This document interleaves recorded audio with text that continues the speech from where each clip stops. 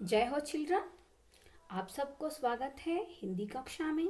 तो हम लास्ट कक्षा से पढ़ रहे हैं आपके वसंत बुक में दिए गए तीसरा पाठ बस की यात्रा। तो बस की यात्रा में हमने अब तक देखा कि पहले पार्ट में यात्रा का कारण और दूसरा पार्ट में हम देख रहे हैं बस की हालत। तो लेखक और उनके चारों मित्र यानी लेखक हरिशंकर परसाई जी और उनके चारों मित्र को ऐसे बस में चढ़कर जाना अनिवार्य था, क्योंकि सुबह ही उसको नौकरी यानी ऑफिस पहुंचना था। तो यही एक लास्ट बस था, इसलिए इसी में सफर करना शुरू किए। तो बस में चढ़ते ही इनको बस कंपनी में यानी ये जो बस कंपनी जो थे उन्हीं कंपनी में काम करने वाले एक हिस्सेदार का परिचय हुआ, क्योंकि वो भी इन्हीं बस में जा रहे थे। तो उनसे जानकारी लेते हैं लेखक जी, ऐसा क्यों है, बस चलेगी क्या नहीं, हमको वहाँ तक पहुँचेंगे या नहीं, है ना। तो ऐसा प्रश्न पूछना शुरू करते हैं लेखक हरिशंकर परसाई जी उस कंपनी के हिस्सेदार से। तो वो कहते हैं हम तो बस में बैठ गए, लेकिन जो छोड़ने आए थे हमें ऐसे देख रहे कि ये शायद अंतिम विदा दे रही है, क्योंकि बस को देखते ही सबके मन में पहले प्रश्न यही उठता था। तो सो जाएगा हो जाएगा। तो इंजन सचमुच स्टार्ट हो ही गया। तो बस अभी जाना शुरू की, ऐसा जैसे सारी बस ही इंजन है। तो देखिए पहले इंजन स्टार्ट हुआ तो स्टार्ट होते ही लगने लगा कि सफर में बस ही इंजन है, ऐसे आवाजें आ रहे, हम इंजन के भीतर बैठे हैं। तो देखिए लेखक जी को वो जो फील होना शुरू किए, बस में बैठते ही इंजन स्टार्ट हुआ और लग रहा है ये बस ही इंजन ही है और हम लोग बस में नहीं इंजन के भीतर ही बैठे हैं। तो कांच बहुत कम बचे थे, बस की जो कांच थे, खिड़कियों के जो कांच थे वो कम ही बचे थे, उनसे हमें बचना था। हम फौरन खिड़की से दूर सरक गए। इंजन चल रहा था, हमें लगा रहा था कि हमारे सीट के नीचे इंजन है। तो बस स्टार्ट हुआ, लेकिन बस स्टार्ट होते ही इंजनों का इतना आवाज आ रहे थे कि लेखक जी को लग रहा है ये बस है या इंजन, हम बस में बैठे हैं या इंजन के भीतर बैठे हैं।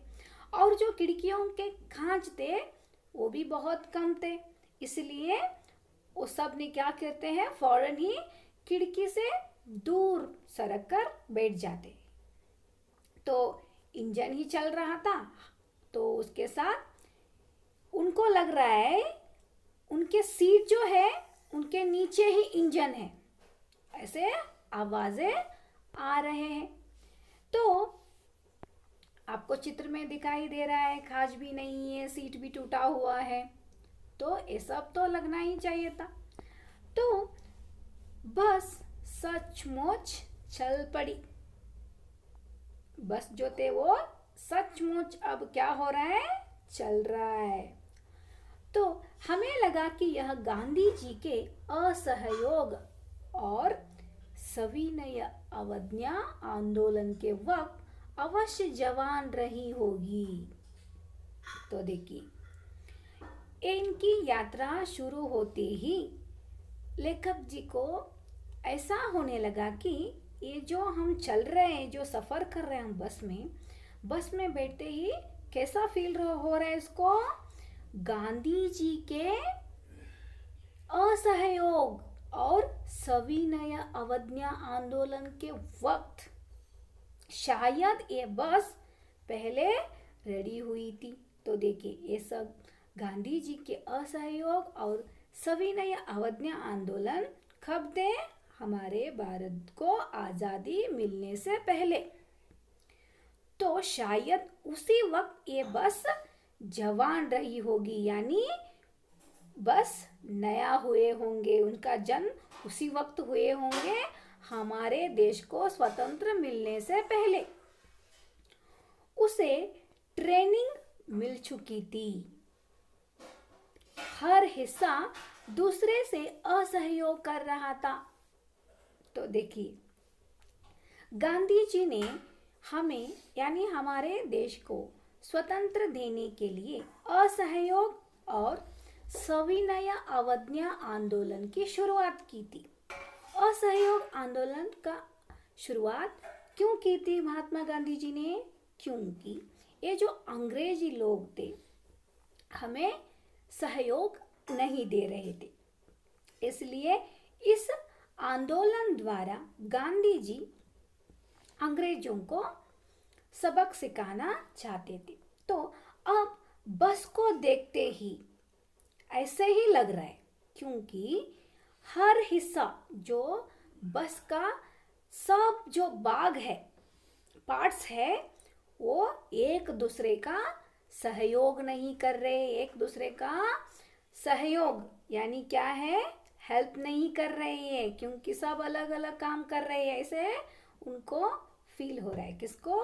लेखक हरिशंकर परसाई को। क्यों ऐसा फील हो रहा है? क्योंकि ऐसी हालत की बस में वो सफर कर रहे थे।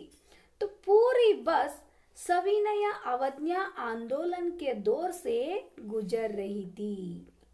तो बस कैसे चल रहा है? सविनय अवज्ञा आंदोलन के दौर से गुजर रही है, क्योंकि विनती कर रहे सब हमें सपोर्ट करो, ऐसे कहते हुए गुजर रहे। ऐसे फील बस में बैठने के बाद लेखक जी को लग रही। सीट का बॉडी से असहयोग चल रहा था। तो देखिए, सीट का जो बॉडी थे, जहाँ पे वो बैठे थे सीट पर, उसका जो बॉडी थे ऐसा लग रहा था असहयोग है, यानी सब कनेक्ट ही नहीं है। बैठे हैं सीट पर, लेकिन कब सीट उसको छोड़कर गिरेंगे पता नहीं है, क्योंकि कुछ भी कनेक्टिविटी नहीं है। कभी लगता था सीट बॉडी को छोड़कर आगे निकल गई है। तो देखिए, जो सीट था वो अपनी बॉडी को यानी चेयर को छोड़कर आगे निकल गई है, ऐसा फील हो रहा था लेखक जी को। कभी लगता था कि सीट छोड़कर बॉडी आगे भागी जा रही है। 8-10 मील चलने पर सारे भेदभाव मिट गए। तो देखिए, ऐसे ही लेखक जी बोल रहे हैं कि असहयोग आंदोलन जैसे हो रहा है, क्योंकि एक का सभी आपस में सहयोग नहीं दे रहे। जो पार्ट्स है, बस के पार्ट्स जो है, यंत्र जो है, इंजन जो है, सभी असहयोग आंदोलन जैसे हो रहे हैं, एक दूसरे का सहारा नहीं है। और 8-10 मील यानी 8-10 किलोमीटर चलने पर सारे ये जो था वो सब मिट गए।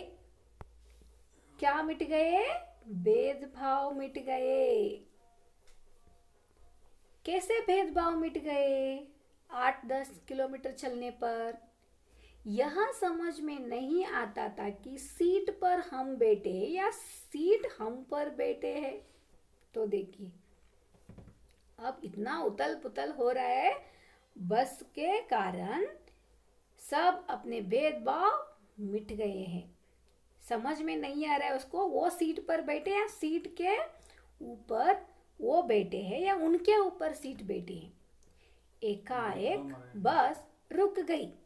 तो अचानक बस क्या हो गया? वहीं पे रुक गया। तो मालूम हुआ कि पेट्रोल की टंकी में छेद हो गया है। तो देखिए, एकाएक बस वहां पे रुक गई। ऐसा लग रहा है, मालूम होना मतलब ऐसा लग रहा है कि पेट्रोल की टंक में छेद हो गए हैं। छेद यानी क्या है? होल। पेट्रोल की जो टैंक थे यानी टंकी में होल हो गया है, ऐसे लग रहा है। ड्राइवर ने बाल्टी में पेट्रोल निकालकर उसे बगल में रखा और नली डालकर इंजन में भेजने लगा। तो अचानक बस रुक गई थी। ऐसा पता लग रहा है कि पेट्रोल की टंकी में होल हुआ है। तो ड्राइवर ने क्या करते हैं, बाल्टी में, एक छोटा सा बाल्टी में क्या करते हैं, पेट्रोल निकालकर, बोतल पर पेट्रोल निकालकर उसे बगल में अपने बगल में रखते हैं और नली डालकर इंजन में भेजने लगा। तो इंजन में वो पेट्रोल डालने लगा।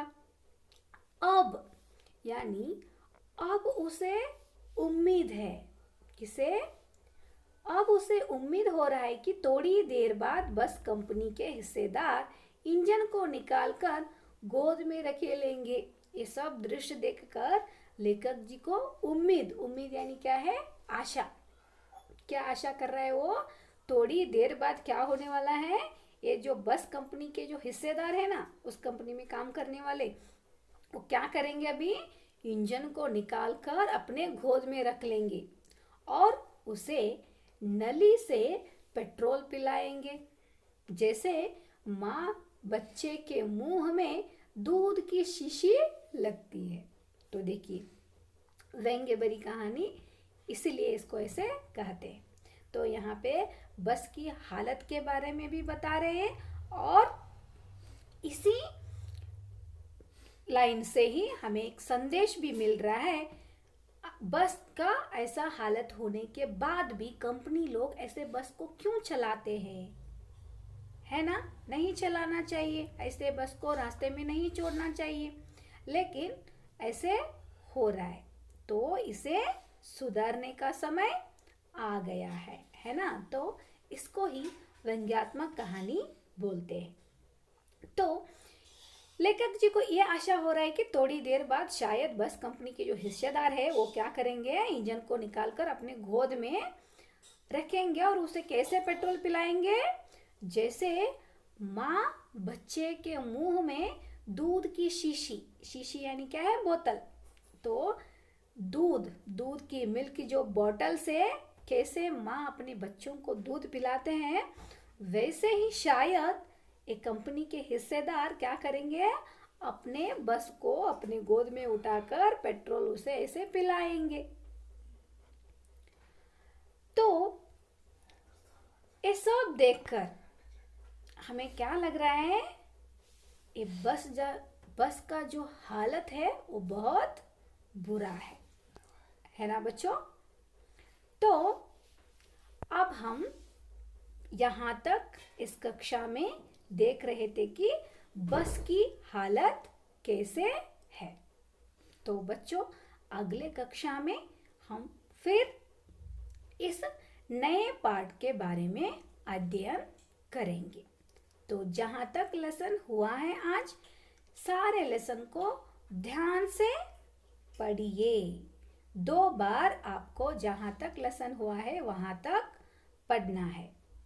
तो घर में ही रहिए और सुरक्षित रहिए।